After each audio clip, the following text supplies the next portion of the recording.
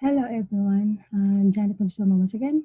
So today is Jesus is risen. So since Jesus is risen, I'm going to share one of the book in the Bible in Luke chapter 24. So let us read, and I will share my screen so that you can read what I'm reading. So have a happy and blessed hope for us that we have our Lord Jesus Christ who is alive and active because he is risen. So I'm going to share my screen now. Okay. So this is a Tagalog, by the way. I'm sorry. But yeah. And sinabi dito, basahin natin ha. Si Jesus ay muling nabuhay mula sa mga patay. Ito yung pinakabuod ng buong tag nito, paragraph na to. So, anyway. Luke 24 verse 1. Sa unang araw ng sanglinggo, maagang-maaga pa, sila ay pumunta sa libingan. Dala nila ang mga pabango at mga pamahid na inihanda nila at ng ang ilan pang mga babae. So, verse 2, ngunit nasumpungan nila ang bato na naigulong na mula sa libingan. Nang sila ay pumasok, hindi nila nakita ang katawan ni Jesus at nangyari na naguluhan sila patungkol dito. At narito, dalawang lalaki na ang kasuotan ay nagniningning ang tumayo sa tabi nila. Sila ay napuno ng takot at iniyuko nila ang kanilang mga ulo sa lupa. Sinabi ng mga lalaki sa kanila, bakit ninyo hinahanap sa mga patay ang buhay? Wala siya rito. Sinong tinutukoy dito? Si Jesus, di ba? Sabi ng dalawang lalaki, wala siya rito, ngunit siya ay bumangon na. Alalahanin ninyo kung paano niya sinabi sa inyo nang siya ay nasa Galilea pa. Sinabi niya, kinakailangan ang anak ng tao ay ibigay sa mga kamay ng mga makasalanang tao. Kinakailangang maipako siya sa cross at sa ikatlong araw siya ay babangon. Verse 8. At naalaala nila ang kanyang mga sinabi.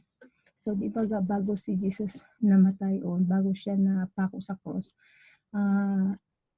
ilang beses niyang sinasabi sa kanyang mga alagad na siya ay mamamatay at magpapako. Sa pangatlong araw siya ay mamamatay.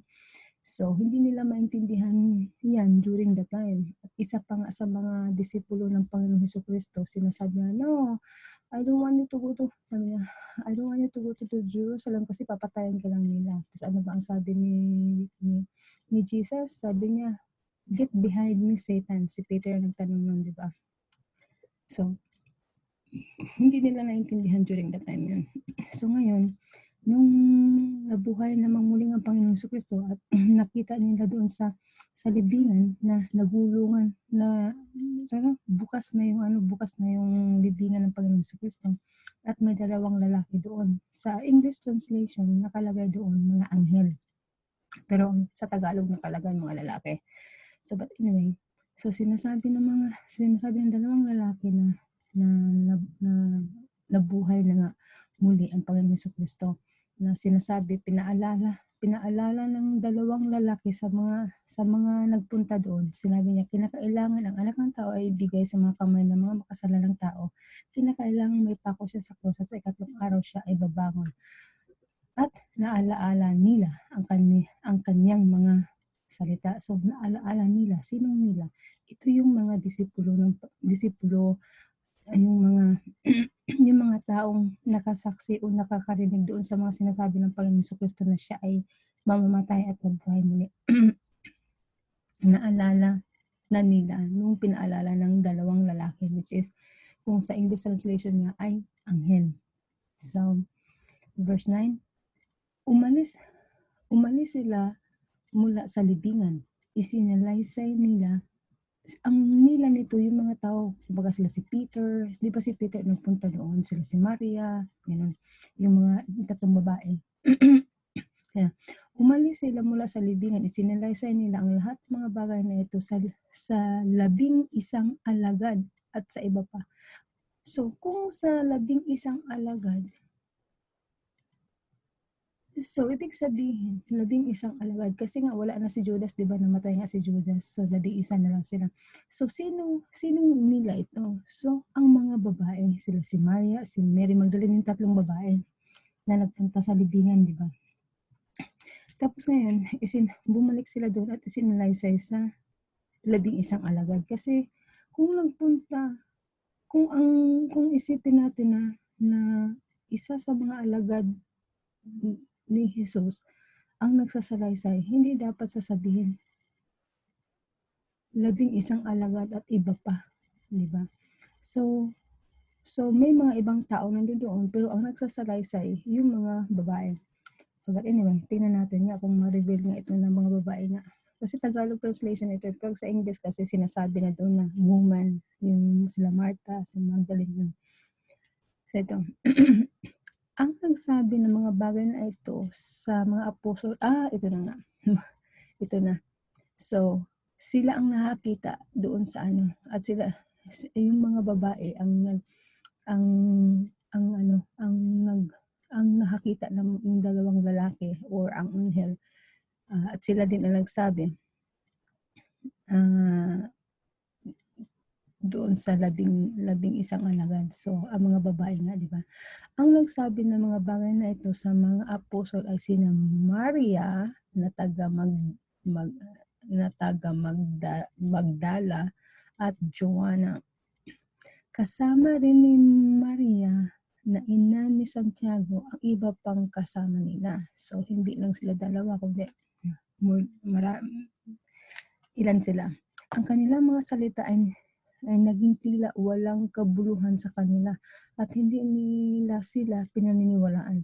Ngunit si Pedro ay tumayo at tumakbo patungo sa libingan. Saka palang pumunta si Peter pagkatapos na sinabi ng mga babae sa 11 alagad.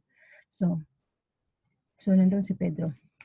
Pagkayukod niya, nakita niya ang mga telang lino na nakalatag ng hiwalay. Umuwi siyang namamangha sa nangyari. Si Peter ito ha. Verse 13, narito, dalawa sa kanila ay pumunta ng araw din niyon sa isang nayon na tinatawag na Emmaus o Imos. May mahigit na 11 kilometro ang layo nito sa Jerusalem. Sila ay nag-uusap sa isa't isa patungkol sa lahat ng mga bagay na ito na nangyari. Habang sila ay nag-uusap at nagtatalo, nangyari na si Jesus ay lumapit at sumama sa kanila. Ang kanilang mga mata ay pinanatiling hindi makakilala sa kanya. Ang galing na kapangyarihan ng Panginoon Jesus. Sinabi niya sa kanila, sinong niya? Ang Panginoon Kristo. Sinabi niya sa kanila, ano ang pinag-uusapan ninyo habang kayo ay naglalakad at malungkot ang inyong mukha? Verse 18, ang isa na nangangalang Cleopas ay sumagot. Sinabi niya, ikaw lang ba ang tanging naninirahang pansamantala sa Jerusalem na hindi nakaalam ng nangyari sa mga araw na ito? 19. Sinabi niya sa kanila, anong mga bagay? Nagkunwari si Jesus, sabi niya, anong mga bagay? Sinabi nung dalawang lalaki, yung nag-uusap papunta sa Emmaus.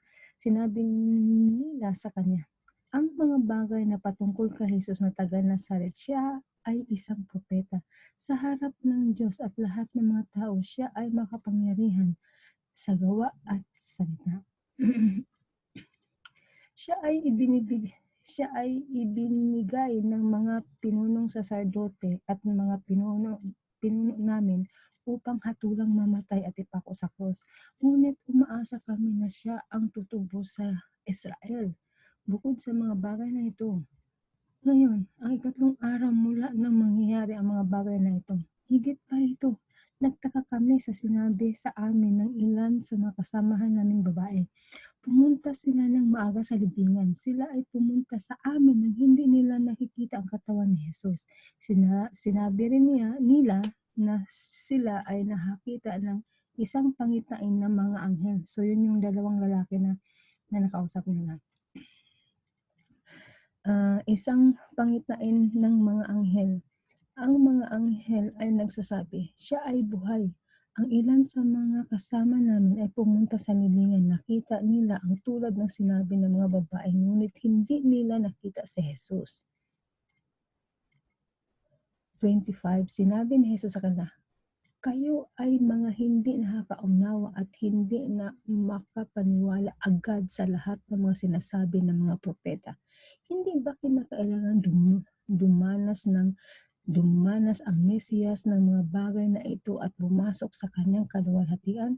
Ipinaliwanag niya sa kanila sa lahat ng mga kasulatan ang mga bagay patungkol sa kanyang sarili. Ipinaliwanag niya ito simula sa aklat ni Moses hanggang sa aklat ng mga propeta. Verse 28, sila ay papalapit na sa kanilang pupuntahan at siya ay waring papunta pa sa malayo.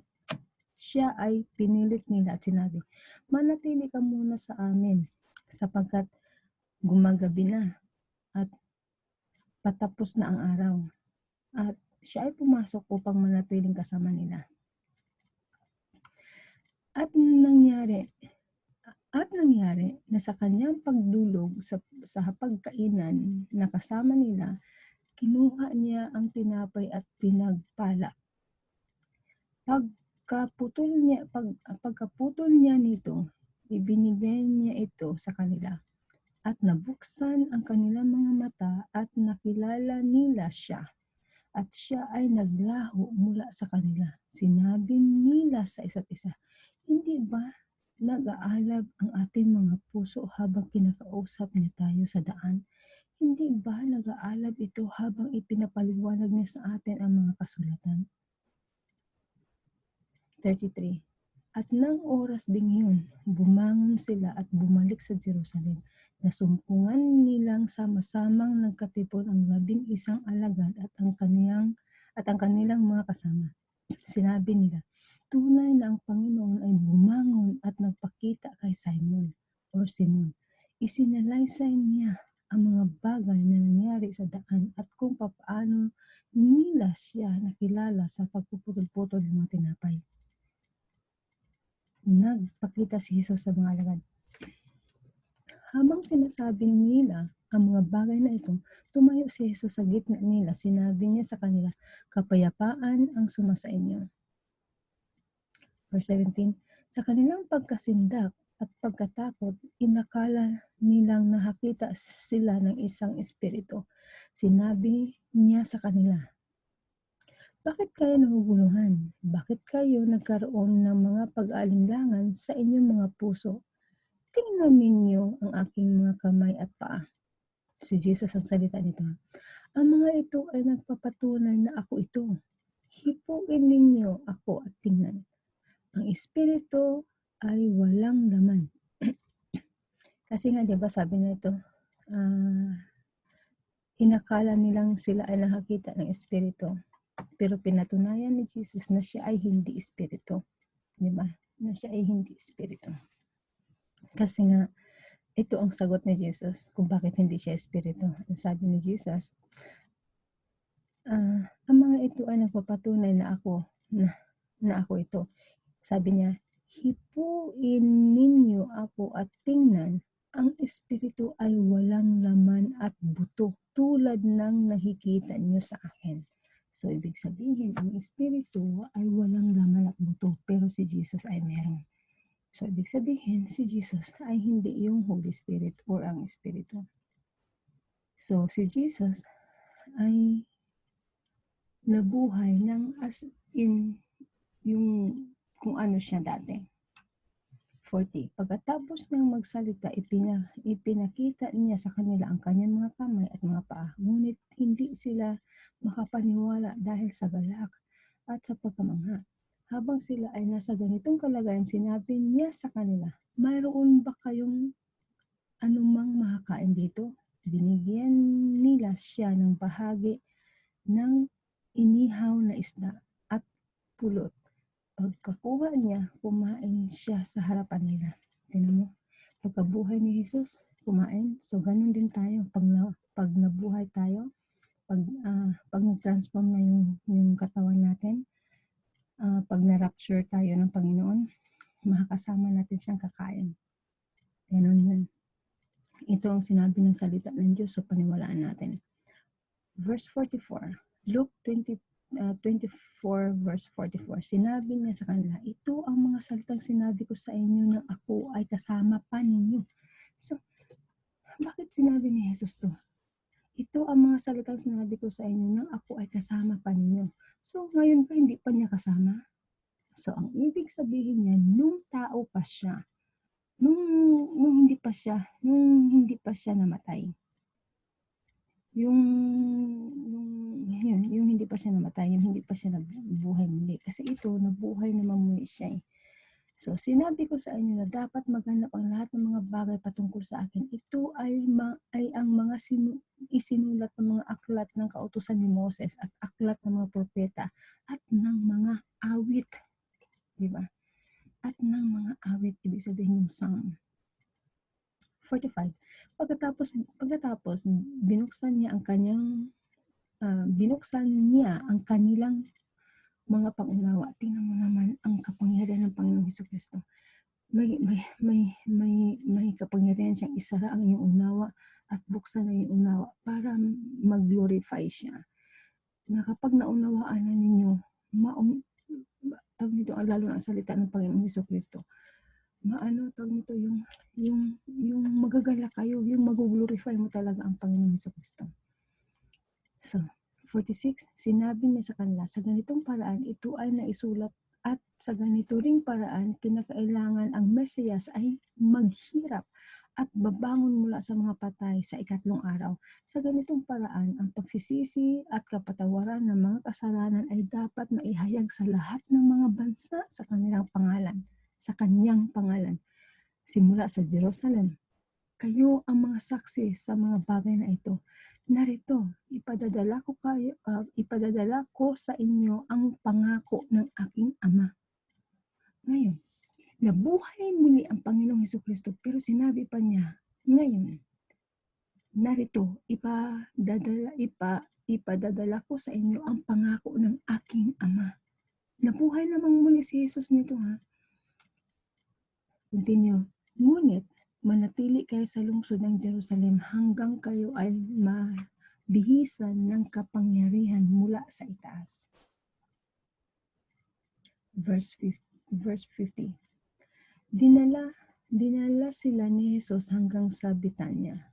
So, naglakad pa pala sila pagkatapos na magpakita ang Panginoong Hesukristo sa isang room na yun. Umalis pala sila, pumunta sila sa Betania. Doon ay itinaas niya ang kanyang mga kamay at pinagpala sila. Sino sila? Yung mga witness. At nangyari, habang pinagpapala niya sila, na siya ay nahiwalay sa kanila at dinalang paitaas sa langit. Siya ay sinamba nila at bumalik sila sa Jerusalem na may malaking kagalakan. Sa templo, sila ay nagpatuloy na nagpupuri at nagpapala sa Diyos. Siya nawa. So yun, nabuhay naman muli ang Panginoong Hesukristo sa verse 30. Nasaan na yun? So, pag sa English, alam ko kaagad, pero pag sa, bakit yan?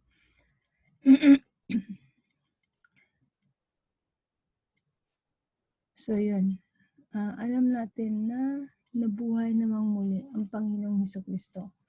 So, ngayon, ito yung pag-asa natin dahil naniniwala tayo na ang Diyos ay totoo. ang Panginoong Hesukristo ay totoo. Diba? So, ito.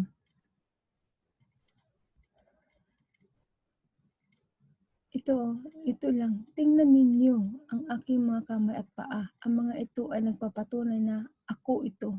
So, ibig sabihin, ang pinakikita siguro ng Panginoong Hesukristo yan, yung bakat ng pako o yung pagkapako niya. At saka yung sa paa niya. Sasabi, hipuin ninyo ako at tingnan. Ang espiritu ay walang laman at buto tulad ng nakikita ninyo sa akin.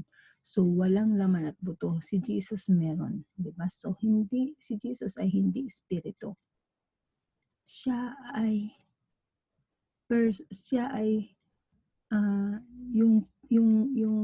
meron siyang appearance, meron siyang image.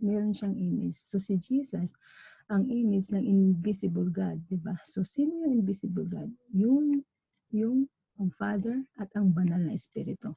Si Jesus, siya yung image ng God the Father and God the Holy Spirit. Kasi nga, ang God the Father hindi nakikita during that time at ang banal na Espiritu ay hindi nakikita. Kasi nga, sinabi nga ng Panginoong Jesucristo, ang Espiritu ay walang laman at buto. Kung walang laman at buto, so hindi ka talaga nakikita, di ba? Which is, ang Panginoong Jesucristo ay nakikita. So, meron siyang laman at buto, pero tingnan mo, umaakyat siya sa langit. Ito, sabi niya dito, ipapadala ko sa inyo ang mga pangako ng aking ama, ngunit manatili kayo, ito, yung pag-akyat na sa langit, di ba? Ito. At nangyari habang pinagpapala niya sila, siya ay nahiwalay sa kanila at dinalang paitaas sa langit. Ang Panginoong Hesukristo, dinala. Sino ang nagdala? Dinala daw dinalang paitaas sa langit. Siya ay sinamba nila, dinalang paitaas sa langit. So, carried away siya papunta sa langit.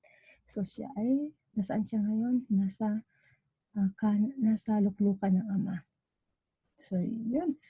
So, therefore, ang Panginoong Hesukristo ay buhay. Siya ay ang anak. Siya ay ang anak kasi nga, sinabi ni John, sa prologue ni John, ipapakita ko lang sa inyo ulit yung Jesus is risen. Yes. Dapat tayo magalak at mag-rejoice. Gawa ng si Jesus nga is tagal ng picture. Ayan. Diba?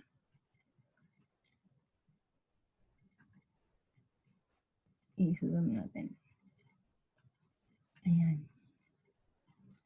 Ito, diba? In the beginning was the Word, and the Word was with God. Para maka-follow kayo sa akin, kunin niyo yung Biblia ninyo or dyan sa phone apps niyo, yung sa apps dyan sa phone niyo. Buksan niyo yung John chapter 1. At tingnan niyo itong mga verse na ito sa gilid na yan. Yan, para mapatunayan ito. Para mapatunayan ninyo na yung mga verses na yan is nandiyan. Yung mga sinasabi dito, nagpapakilala kung sino ang Word, kung yan, sino ang Word, sino si Jesus. So, para makita ninyo. So, papatunay na talaga na ang Panginoong Hesukristo ay anak ng Diyos at siya ay Diyos. Bakit siya ay Diyos? Kasi siya ay divine. Ang Diyos, ang ibig sabihin ng Diyos ay divine. So, si Jesus ay divine. So, siya ay Diyos. Ang Ama ay divine, kaya siya ay Diyos.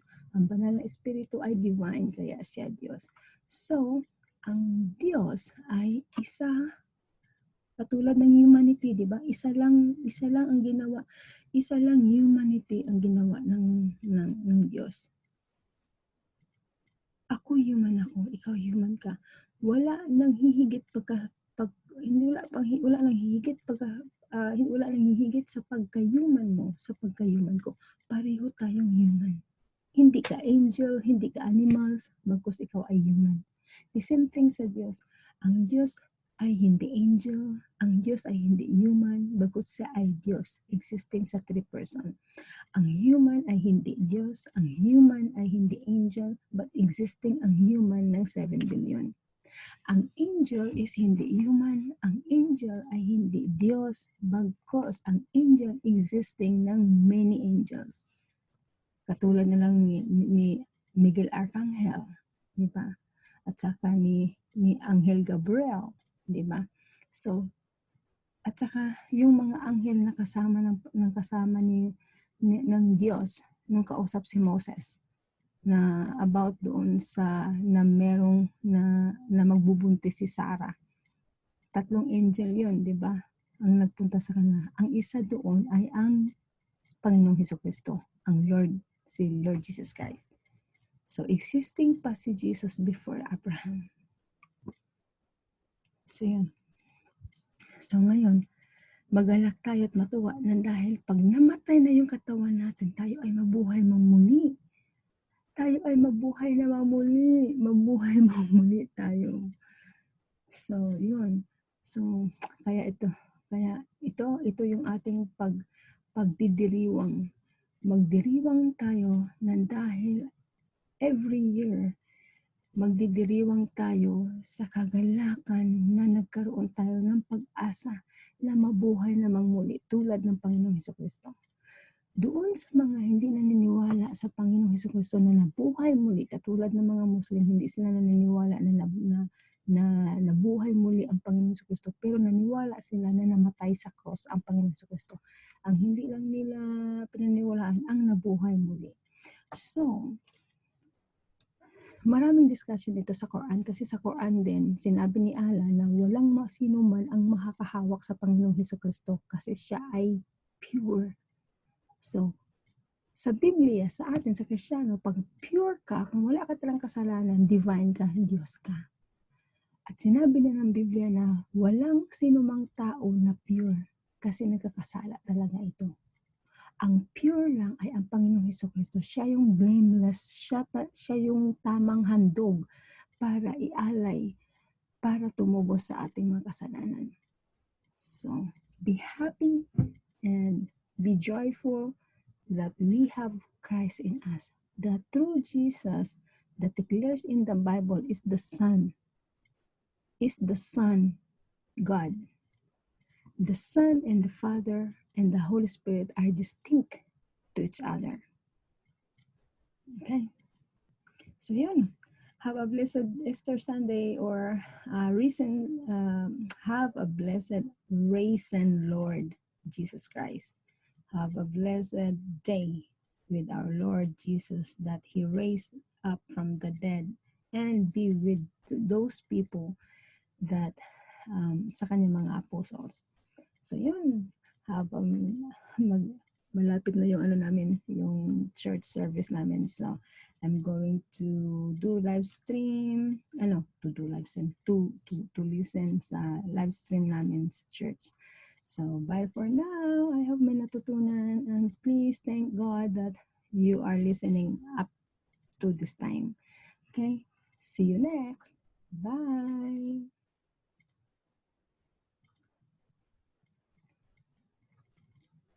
Ayan. Bye-bye po. Bye-bye. Saan ako?